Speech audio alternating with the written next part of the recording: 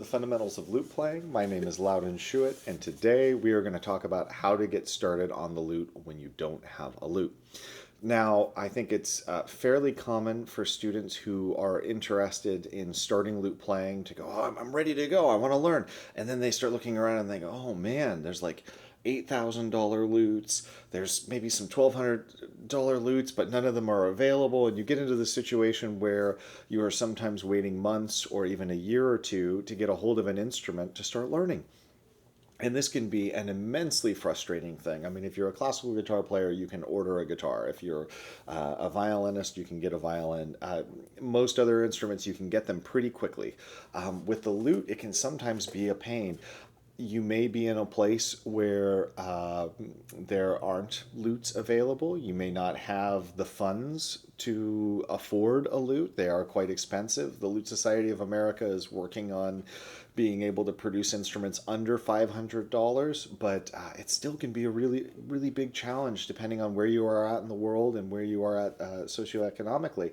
And it's really a shame if that stops you from starting to begin your lute journey. So today I wanted to advocate for two ways. Well, the third way to get started is if you can't get a hold of an instrument, you do as much listening as you can, you do as much reading as you can, and you just soak in as much of the music and material as you can. So if you don't have an instrument, that's always good advice, right? Go listen to lots of lute music, listen to lots of Renaissance music, surround yourself and immerse so that when you finally do get an instrument, you have a feeling for the culture. Now, the two instruments I'm going to show you today, this is a Guitalele, and I bought this because I recently went on vacation with my family and I didn't want to risk bringing the Renaissance lute on the airplane. It's one thing to do that for a job or a gig. It's a whole other thing when you're going on vacation and you're going, oh, I don't want a $400 repair because the flight attendant threw the instrument or didn't let me take it on board and they put it underneath. So I decided to buy, this is a little Yamaha GL1, and so it's a Guitalele, which is Guitalele. Both of these instruments today are Yamaha. I'm not sponsored by Yamaha. I would love to be sponsored by Yamaha, but they're just the most dependable brand at the lowest end. It's pretty amazing how good the instruments are considering how cheap. So this one was about $110. And normally it's tuned A, D, G, C, E, A. So I'll say that again. A, D, G, C, E, A. What I do is I take the C and I tune it down to a B. And suddenly you can play all of your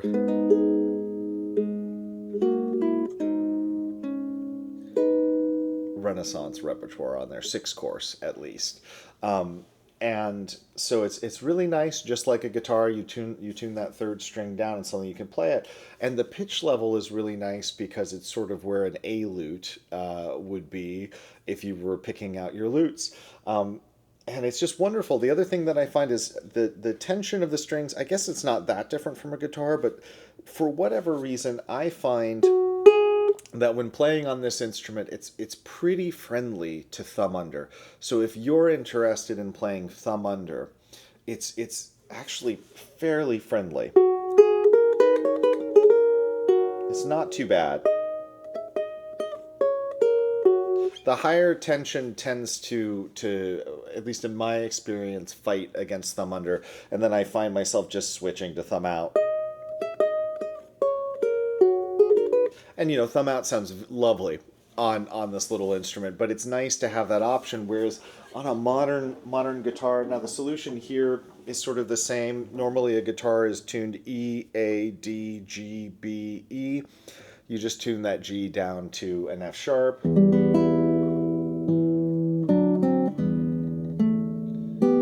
And some people will say, oh, then you need a capo. Remember that lutes came in different sizes. You have A lutes, G lutes, C lutes, D lutes, E lutes. So you don't need to put a capo on a guitar. Of course you can. You could do something, you could totally do that. You could put a capo there, and if you don't have a capo, you can just take a number 2 pencil and put a rubber band around, and that works just as well. Or you have a friend hold a finger down, and that works too. This is a C40 Yamaha, which is amazing when these things came out, because suddenly you could have a beginning guitarist playing an instrument that sounded pretty darn good. I mean, they're very solid instruments. They're really nice. They've got a good sound. I do find it fights a little bit more against thumb under. If you're wondering about the whole thumb under, thumb out thing, if you watch some of my earlier videos on right hand technique, you'll find out about that. But they're just 2 common techniques on the lute, one with the thumb out like this and one where the thumb goes under, and you can check those out on my fundamentals of lute playing playlist. But I do find that full-size guitar fights me a little bit on that thumb under, so I end up using a lot more thumb out when I have to use a guitar as a replacement lute. And so you could put Aquila strings on this. I haven't experimented with that. I don't know how well that works out. I know it works on this little guy. And I just love the fact that I can travel with this. I don't have to worry about it. I can put Aquila strings on it.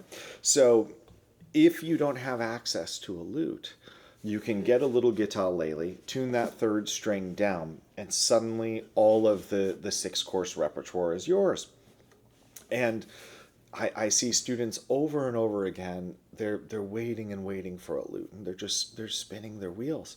And I'll tell them, listen, I learned to read Italian lute tablature and French lute tablature before I had a lute. And the very first lute that I had was this absolute piece of junk. It was like a Pakistani lute. You shine the flashlight inside and you could see the cardboard and the masking tape. It was just absolutely terrible. So I'd rather have a student start on something like this, or even on the classical guitar, and learn to read tablature. You could start with my series, and you could just start with some trebles, are a wonderful way to begin. Just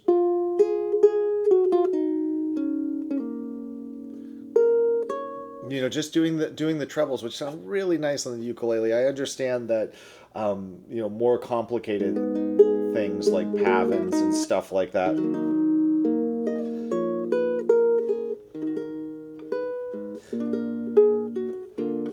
it's not bad. It's not bad, But if you're just beginning, it's a wonderful thing to begin with those trebles. You do green sleeves,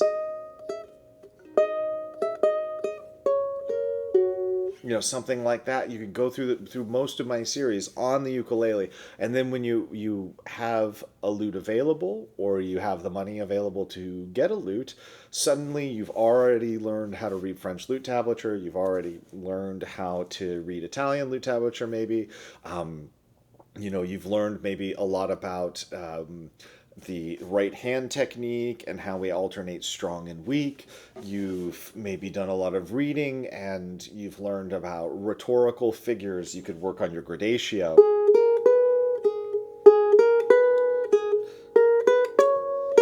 That sort of thing. Your pallelogia, your synonymia. You can learn all of these things. You can do lots of growing on an instrument that is not the lute before you even have one. So I think this is the best case scenario. I loved it. I was able to just throw it on the airplane. And then once you do have your lute, this is your travel instrument. Or, maybe you're going camping and you want to keep your chops up. And I found that after a week of playing this, and, I was maintaining fairly serious repertoire, pretty challenging stuff. When I got home and I picked up my lute, it was like within 5 minutes, it felt completely natural. Whereas when I've done this in the past with the guitar, the transition takes a little bit longer. This just feels a little bit heavier, a little bit bigger. You're pressing a lot harder into the strings. I found that when I practiced with the guitar, tuned it sort of in a lute tuning, and then came back to the lute, it always took more time. Now, all of this said, even if you start with the Guitalele and let's say you spend 6 months learning to play trebles and you learn to do your French lute tablature and all of that stuff on here. Do understand that when you do finally get your lute, there are going to be some significant differences, right? We've got that curved back, unless you've got a vihuela. If you've got a vihuela, you either have a sort of ribbed back or a flat back. But you'll have to get used to the curved back. You'll have to get used to the double strings, the courses. And tuning pegs versus tuning machines and things like that. But it's so much better than if you had just sat there waiting for your lute. So I highly recommend, if you're one of those individuals who's out there hunting down a lute, trying to find an instrument, it's so much better to start on something like this and wait until you get a good lute. Or save up for a good lute, because you don't want to start on a bad lute. Right now, the cheapest good lutes are coming out of like Musicon, and they're the like $900 to $1,300 range. If you see a lute for less than that right now, I generally am pretty suspicious, unless it's an estate sale or somebody just needs money quick or something like that. It just doesn't pan out very well. Like I said, the LSA, the Lute Society of America, is working on producing quality instruments for under $500, but we haven't done that yet. It's hopefully right over the horizon. So it's a wonderful, wonderful place to start. And like I said, if you can't eat, if you're in a situation where $110 or $150 is too much, then really the best thing you can do is lots of listening. I assume you have internet connection if you're watching this, so you can watch lots of YouTube videos. You can go check out all sorts of early music websites and documentaries and things like that. Fill your mind with the culture of the instrument, so that when you do have enough for one of these or for a real lute, you'll be ready to go. So if you have any questions, please put them in the comments. This is something I've thought about a lot as a kind of board member for the Lute Society of America, how to make the lute more accessible. If you have ideas for ways to get started on the lute when you don't have a lute, share them in the comments. My goal is to have as many options for people as possible. My next episode is going to be on rubato. I'll admit this is one that I've always been a little nervous to do, because there's lots of strong opinions about rubato. And then the final episode on divisions. So if you are enjoying this channel, the best way you can support me is by subscribing. I'll also put my Patreon link in the description. Try this out. Even if you have a lute and you need a travel lute, grab one of these. You might be surprised. It's kind of fun. I spent a week and I was really, really worried that I was going to kind of lose. I was going to have I was working on some new repertoire, and I was worried I would lose the work I had done, and it ended up working out pretty well. And like I said, I haven't switched out the strings on this, but I know you can put Nile gut on here, and probably even gut, so it'd be pretty. You could probably get pretty close to a nice sort of single string lute. So happy luting, happy practicing, and I'll see you next week for the rubato episode. Bye-bye.